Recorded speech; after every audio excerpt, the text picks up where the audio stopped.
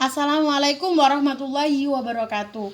Saya Rima Audia Fikri akan mempresentasikan 10 macam bioteknologi modern. Apa saja sih 10 macam bioteknologi modern itu? Yang pertama, kultur jaringan. Yang kedua, bayi tabung. Yang ketiga, cloning. Yang keempat, tanaman unggul. Yang kelima, hewan transgenik. Yang keenam, inseminasi buatan atau kawin suntik. Yang ketujuh, hormon BST. Yang kedelapan, vaksin. Yang kesembilan, antibiotik jenis baru. Yang kesepuluh, hormon insulin. Ini merupakan 10 contoh bioteknologi modern.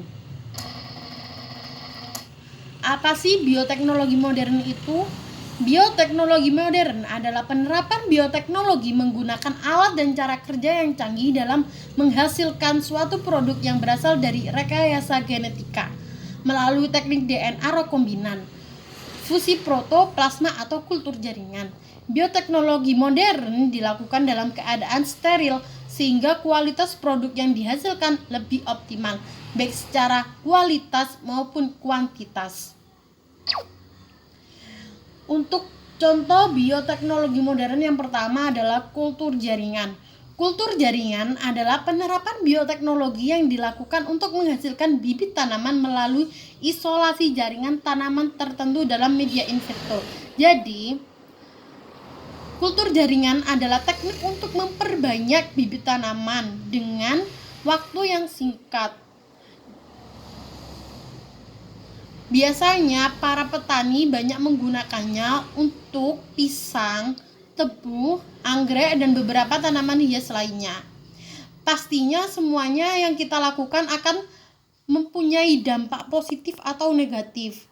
Dampak positif dari kultur jaringan adalah mampu menghasilkan bibit dengan jumlah besar dan dalam waktu yang sangat singkat, dan mempunyai sifat seperti induknya. Pelaksanaannya tidak membutuhkan tempat yang luas, kesehatan dan mutu bibit lebih terjamin, serta kecepatan tumbuh bibit lebih cepat dibandingkan dengan perbaikannya.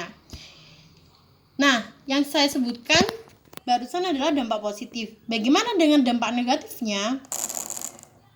Dampak negatif, bibit yang dihasilkan memiliki akar yang kurang kuat, mempersempit lapangan kerja pembibitan secara konvensional, dapat berakibat hilangnya plasma nutfak dari tanaman tertentu. Itu merupakan dampak negatif dari kultur jaringan. Ini merupakan contoh dari kultur jaringan. Dan ini merupakan tahap-tahap untuk melakukan kultur jaringan. Tahap yang pertama, isolasi umbi akar. Jadi, itu dipotong-potong dulu.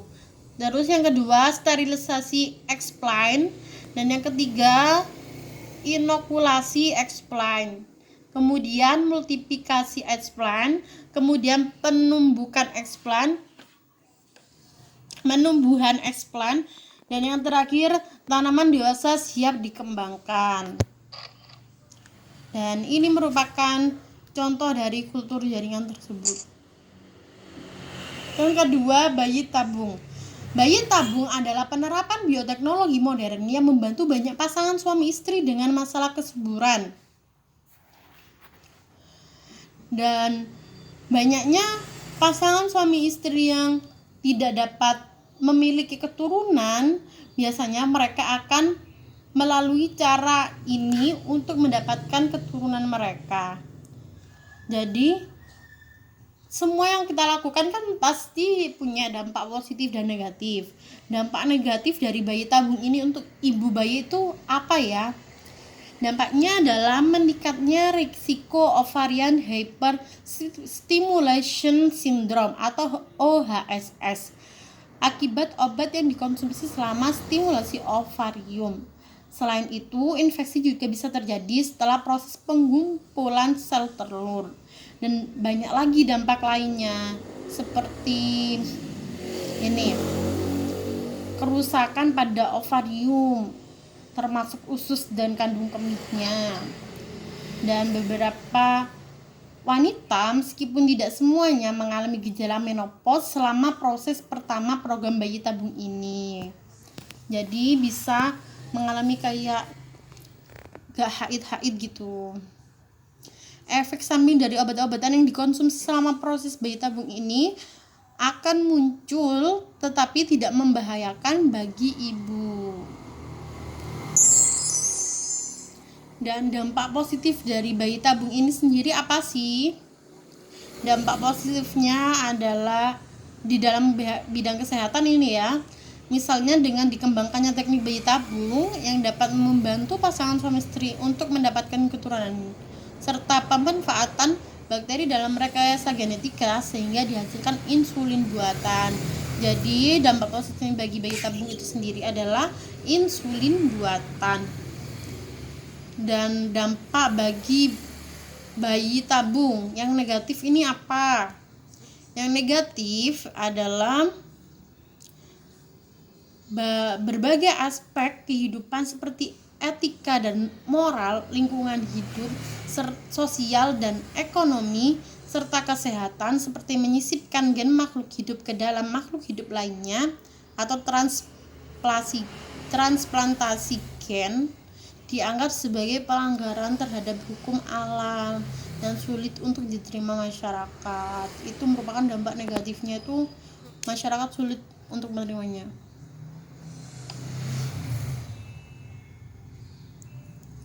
Padahal kita diketahui bahwa darah embrio bagi orang dewasa tidak memiliki fungsi apa-apa, ditambah lagi pencernaan yang terjadi di luar rahim menyebabkan peningkatan kadar darah embrio tersebut dalam tubuh manusia.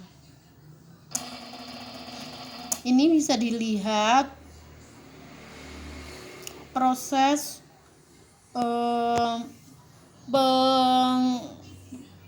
awal proses untuk bayi tabung. Ini bayi yang ada di tabung ini merupakan bayi tabung. Ini sudah berusia beberapa minggu. Yang ketiga, cloning. Cloning itu apa sih? Cloning adalah teknik bioteknologi modern yang dilakukan untuk menghasilkan individu baru yang identik secara genetik. Melalui cloning kita dapat menghasilkan salinan berkas dari DNA. Manfaat cloning sendiri ini apa sih? Cloning, yang pertama, cloning itu memberi banyak manfaat dalam berbagai kehidupan. Kan manfaatnya itu ada banyak di dalam berbagai kehidupan. Ada yang pengetahuan, pengembangan dan memperbanyak bibit unggul dan lain sebagainya. Ini merupakan manfaat-manfaat cloning. Dampak positif cloning sendiri itu apa? Yang pertama, merupakan alternatif untuk melestarikan hewan yang langka sehingga keberadaan hewan langka dapat terus dipertahankan. Yang kedua, meningkatkan ketersediaan bahan pangan yang lebih banyak dengan melakukan cloning pada hewan ternak. Yang ketiga, menghasilkan sel, jaringan atau organ yang sesuai untuk pengobatan akibat kelainan atau gangguan suatu fungsi organ. Yang keempat, membantu menumbuhkan spesies baru. Yang kelima, cloning ini sangat berperan terhadap kemajuan di bidang sains. Dampak negatif cloning itu sendiri apa sih? Yang pertama, penyalahgunaan teknik cloning seperti menciptakan spesies baru yang bertentangan dengan nilai kemanusiaan, terus menghasilkan sangat rentan terhadap suatu penyakit dikarenakan teknik cloning menghasilkan individu yang tidak memiliki sistem imunitas. Jadi imunitasnya itu lemah, akhirnya hewan tersebut mudah terkena penyakit. Terus yang ketiga, spesies yang dihasilkan bersifat monoton karena DNA maupun sifat dari fisik hasil cloning persis sama dengan induknya, jadi monoton, sama semua. Yang keempat, cenderung memiliki masa hidup yang sama dengan induknya karena sel-selnya diperoleh dari induknya. Ini merupakan tahapan untuk cloning. Ini merupakan pengertian cloning, proses untuk melakukan cloning itu sendiri.